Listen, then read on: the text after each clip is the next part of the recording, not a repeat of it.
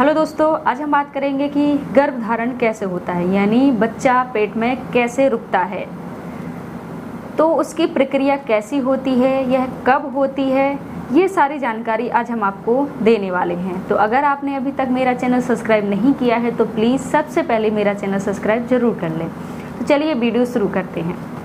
तो प्रेगनेंसी के लिए यानी गर्भधारण करने के लिए शारीरिक संबंध बना लेना काफ़ी नहीं होता है, क्योंकि कई लोग ऐसे भी हैं जो सालों से कोशिश करते हैं कि प्रेगनेंसी हो जाए, लेकिन उन्हें प्रेगनेंसी नहीं होती है, क्योंकि वो भी शारीरिक संबंध बनाते हैं लेकिन बच्चा नहीं ठहरता है।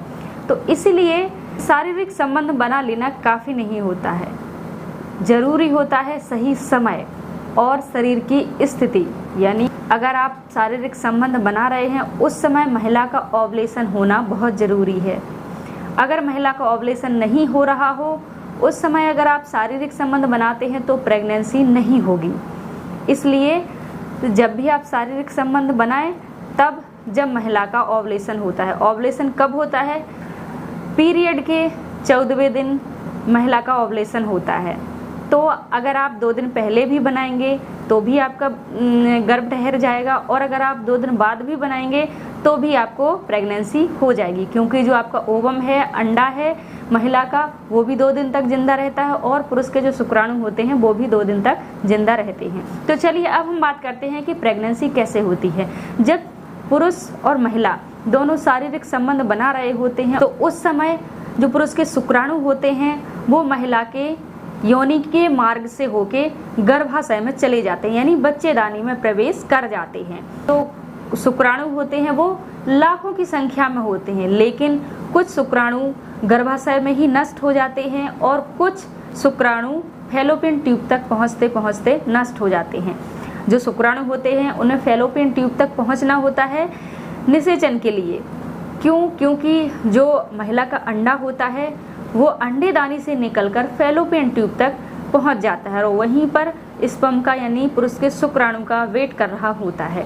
तो पुरुष के जो शुक्राणु होते हैं उनको फैलोपियन ट्यूब तक पहुंचना होता है। तो जो योनि मार्ग से लेके जो फैलोपियन ट्यूब का रास्ता होता है वो लगभग 6 इंच का होता है।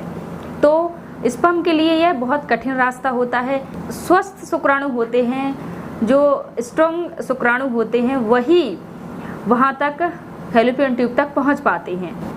कुछ शुक्राणु गर्भाशय में नष्ट हो जाते हैं और कुछ जो बचे हुए होते हैं वो फैलोपियन ट्यूब तक पहुंचते पहुंचते रास्ते में ही नष्ट हो जाते हैं। जो बहुत स्ट्रांग होते हैं वही शुक्राणु ओवम तक यानी अंडा तक पहुंच पाते हैं। तो जैसे जो शुक्राणु होता है वो अंडा में प्रवेश करता है और जो अंडे की जो ऊपर की परत होती है वो एकदम कठोर हो जाती है, कड़क हो जाती है, जिससे कोई दूसरा स्पर्म उसमें एंट्री ना कर पाए। तो वहीं से निषेचन शुरू हो जाता है।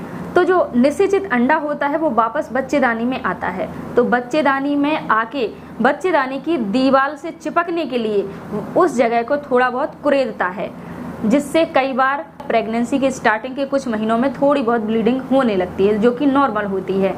फिर वो कुरेद कर वो उस जगह चिपक जाता है। तो वहीं से सेल डिवीजन शुरू हो जाता है, यानी जो सेल है उसके 2 भाग होते हैं, फिर 4 भाग होते हैं, फिर 8 होते हैं, फिर 16 होते हैं। इस तरीके से बच्चे की ग्रोथ होना स्टार्ट हो जाती है।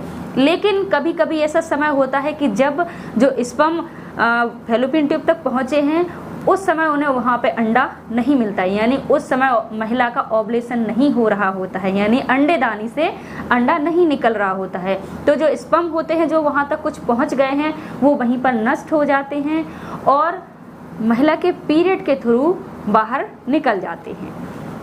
तो इस तरीके से गर्भधारण की प्रक्रिया होती है। तो आशा करते हैं आपको वीडियो पसंद आया होगा। अगर वीडियो पसंद आया तो वीडियो को लाइक करना ना भूलें।